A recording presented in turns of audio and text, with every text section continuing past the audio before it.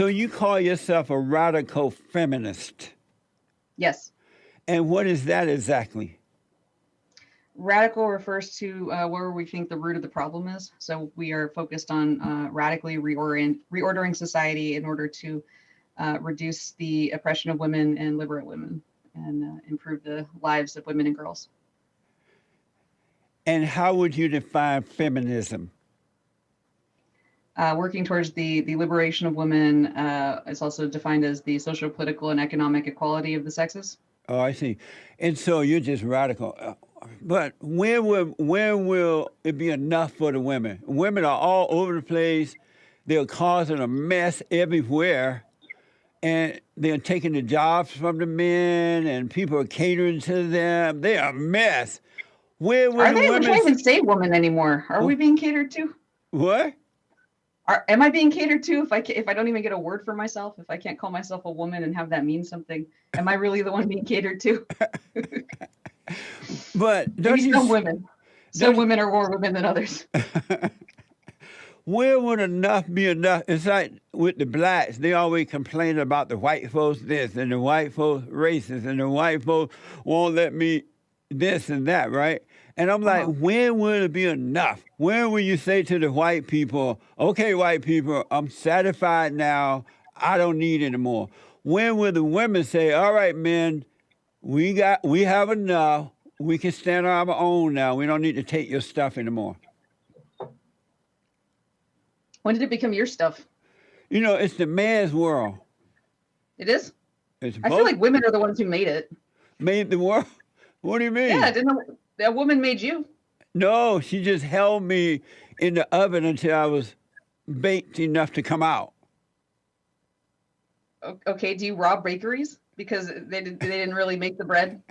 They just baked it?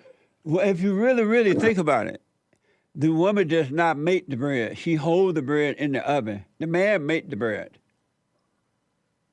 I don't follow, no. Well, all she does is lay there. The man put the bread in the oven, and she keep it in the oven until it's done, 9 months or whatever. And then she just take the bread out of the oven. She didn't do anything else. I don't know that you've made enough bread to know how it's different from a baby. Because when you're making bread, you don't have to keep adding ingredients like throughout the entire time you're making it. You're not slowly adding a little bit of flour every 30 seconds. You have to add a little bit more flour and a little bit more yeast as you go. But so like during the pregnancy, she doesn't have to do anything. She just walk around, put on big clothes as the belly get bigger. She doesn't have to do anything. Everything happens naturally in the body, right? I don't know how you are drawing a distinction there. What does a woman have to do during pregnancy that would... to change her life fundamentally, like for months. But that's because the bread is in the oven. That's not a bad... That's nothing.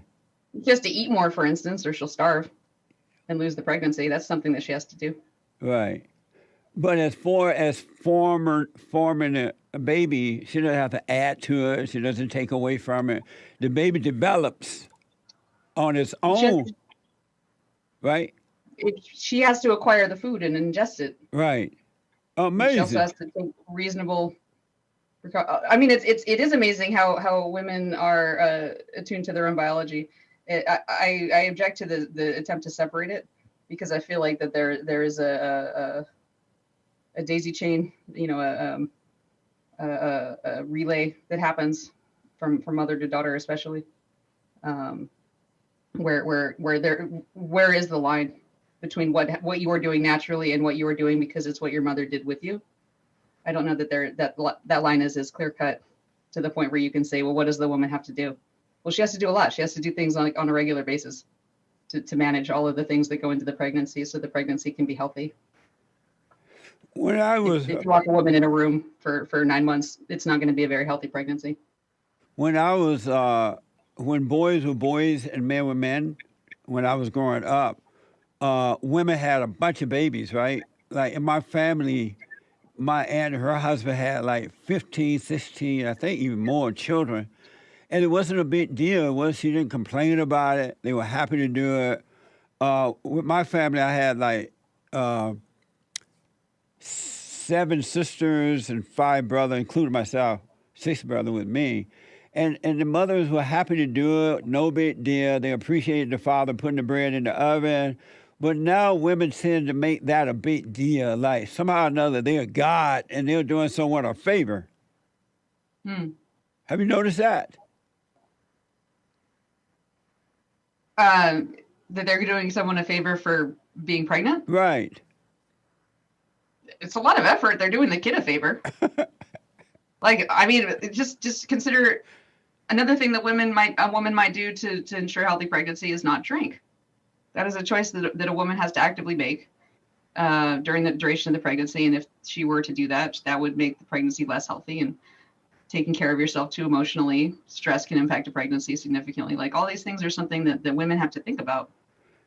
That's another thing that's abnormal to me too, because again, when life was better in America, I cannot tell you. I know only one woman during my whole time of growing up that drank. Period. Women normally, when women were decent people, they didn't drink and they didn't do drugs. And, decent people. you know, they didn't drink. So when I they resent that. I insist. I've never been a decent. No. Are you drinking now? Do I drink? No, I don't drink. Oh, and do you smoke pot? Not a moral position. What? Do you smoke pot? Huh? I never inhale. Never once. Amazing.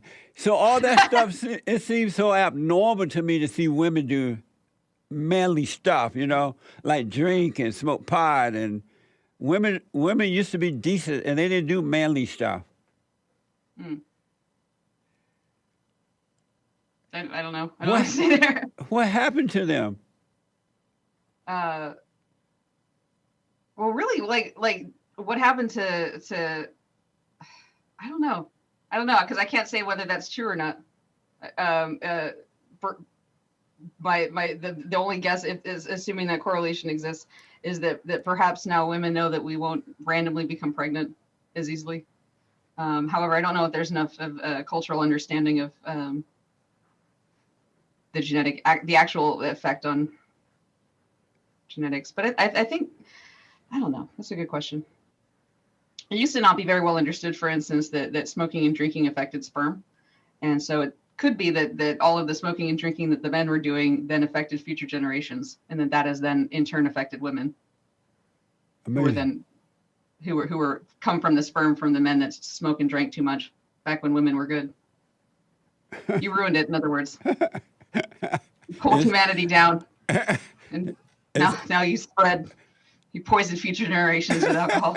It's always the man's fault. Alcohol spur. It is.